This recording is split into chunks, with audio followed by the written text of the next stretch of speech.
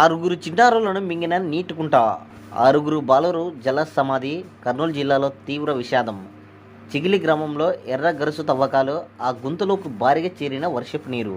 బడి వదిలాక స్నానానికి వెళ్లిన చిన్నారులు ఒక్కొక్కరుగా నీట మునిగి మృత్యువాత. గ్రామంలో అలుముకున్న విషాద ఛాయలు. ముఖ్యమంత్రి చంద్రబాబు తీవ్ర దిగ్భ్రాంతి. నీటి కుంటే ప్రాణాలు మింగేస్తుందని ఆ చిన్నారులకు తెలియదు. కేరింతలు కొడుతూ దానిలోకి స్నానానికి దిగారు. ఒక్కొక్కరుగా మునిగిపోయి కాసేపటికే విఘాత జీవులయ్యారు. ఈ మహా విషాదం బుధవారం సాయంత్రం కర్నూలు జిల్లాలో జరిగింది.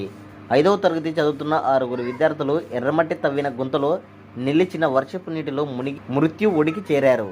చిన్నారుల మృతితో అస్పరి మండలం చిగిలి గ్రామం శోకచంద్రంగా మారింది.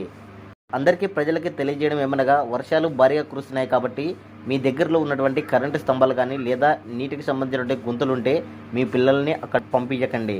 ఎందుకంటే నిన్న జరిగినటువంటి విషాదం ఏ కుటుంబంలో జరగకూడదని మా ఛానల్ తరఫున మిమ్మల్ని రిక్వెస్ట్ చేస్తున్నాం.